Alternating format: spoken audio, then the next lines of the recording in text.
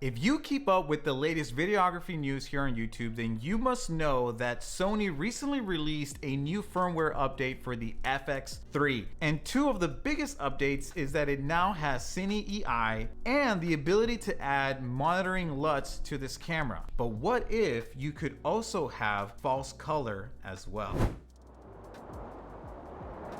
Hey, what's going on everybody? Welcome back to another episode of Did You Know Tuesdays, Wednesdays, or whatever other day the video goes on. And welcome back to the channel. If you're new here, my name is Luis Trevino and I make videos on gear, videography, photography, and business. And so when Sony released the new firmware update for the FX3, I was really excited because with this new update, this camera became my go-to video camera. I also own the A7S III, and a few months ago, if you would have asked me which camera you should get, I would have recommended that camera. But now with this update, I am recommending the FX3, and this has become my daily driver simply because of the fact I'm able to add my favorite LUTs to this camera. But what if you could also have false color as well? And honestly, I think that's one of the biggest things that Sony has been missing with the FX3 and the FX6 as well. Both of these cameras are cinema cameras and they do not have false color. What's going on, Sony? If you're a videographer and you watch YouTube, then you must know who Caleb Pike is, the creator of the DSLR Shooter YouTube channel. Go and check him out. I'm gonna link him down below. But about a year ago, he released a guide for the A7S III,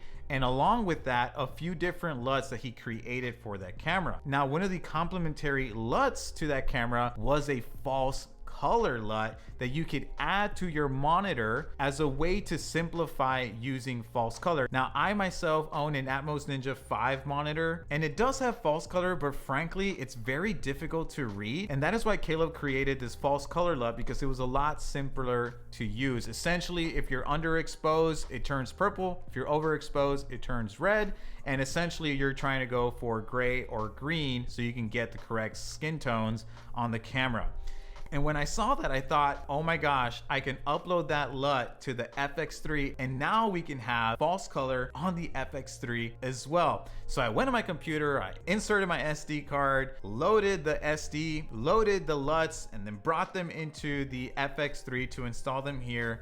But unfortunately, I realized that the LUT was not working appropriately. And so I went to Discord, I reached out to Caleb, and it turns out that every camera will render that LUT differently. And so the only way that he could get it to work appropriately was that if he got his hands on an FX3 and made the LUT specific to the FX3. And so I urged him to create this LUT because frankly, it would be a game changer for both the FX3, and if you're able to do it, Caleb, if you're able to do it for the FX6, that would be a game changer as well. And so what I want you to do, go to his Instagram and ask him to create this false color FX3 LUT so that we can add it to our FX3. Think about what kind of a game changer that would be if we can now have false color on this camera.